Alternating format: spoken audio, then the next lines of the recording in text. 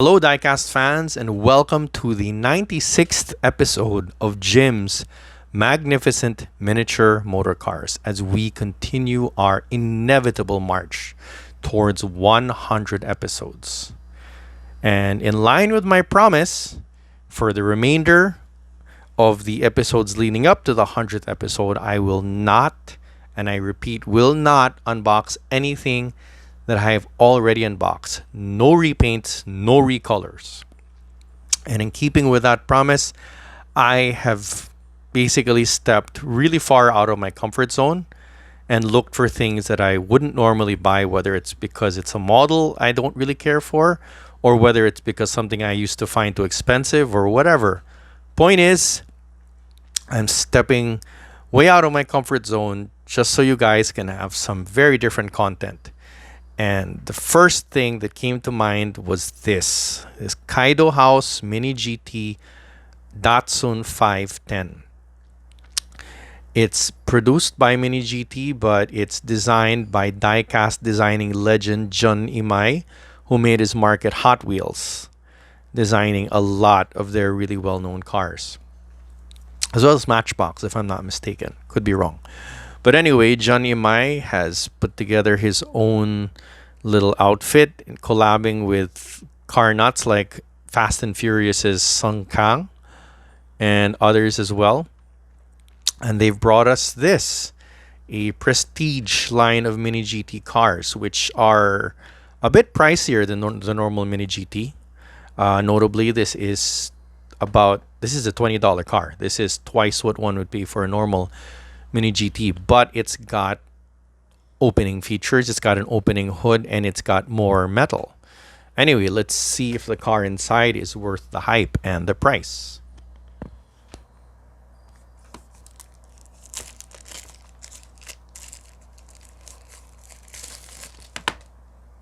The packaging is really slick. I mean, look at how it compares to a normal Mini GT box. It's huge. It's enormous.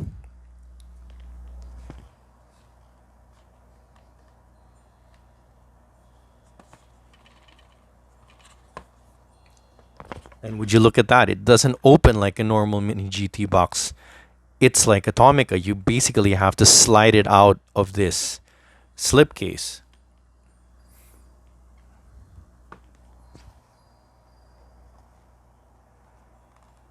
It's a bit of tape here, but it's no obstacle to us. Just give us a moment. You can see the tape there on either end. I did not notice this. I totally did not notice this, but I shall deal with it.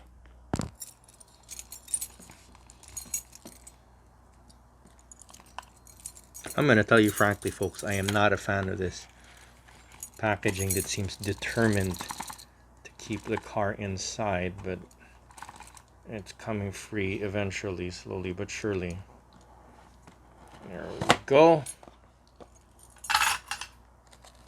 So let's have a look at this extremely hyped product. And we'll focus here, bring it into focus. There we go. I'll say this much. Datsun 510. Like I said, folks, this kind of car is not my cup of tea. I mean, normally. But in the interest of bringing you guys something different every episode until the 100th, I decided to try it out. It's twice as expensive as the usual Mini GT. And if I'm honest, I'm not quite sure why. Well, okay, to be fair, this engine detailing it's pretty darn good. Let's see if there you go. Oh, that's really nice. That is legit nice. Plus you have these sweet wheels and some really slick oh, look at that. That's really cute. That's nice. Anything to justify their premium, right? Well, to be fair, it's a really slick looking product. It looks really, really nice. I mean, it's still not my thing. I mean, it's still not I actually didn't bother to look up if this car had a real life counterpart or if this is just some kind of diecast fantasy car. Uh, in case there is a real life counterpart, you're gonna see it up above in the screen, and if there isn't, well, there isn't. But whether or not there's a real life Datsun 510 that looks like this, what do I think of this car? Well, it's not my cup of tea, but I definitely respect the craft that went into this. I definitely respect that this is a labor of love. I mean, it truly is. Plus, there is the fact that this is a very slammed car, and yet look, perfectly turning wheels. There's even a brake, well, what looks like a brake assembly in there, and yet perfectly turning wheels. You see that Eno 64? You see that freaking ignition? It can be done. Okay?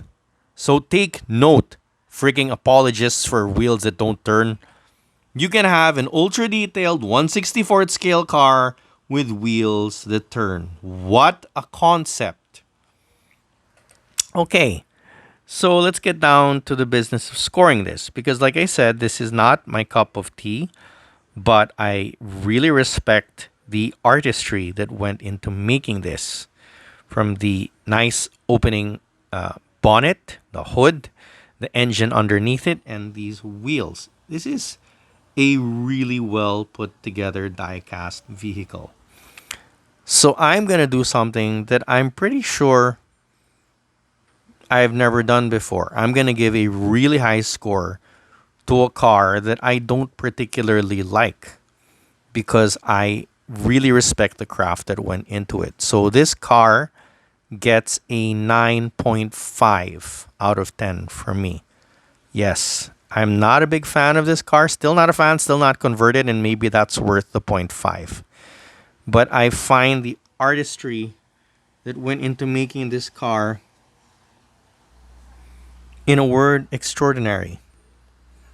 Yep, this is the work of an artist, and I really respect it. So 9.5, this car gets a 9.5 out of 10 for me. And yes, that is even taking into account the premium that I paid for this car. It's still worth it. Still worth it. All right, and that's it for video number 96, and we continue on our march to 100. I hope you enjoyed this episode. Stay tuned for the next one. Last picture here with this car. Yeah.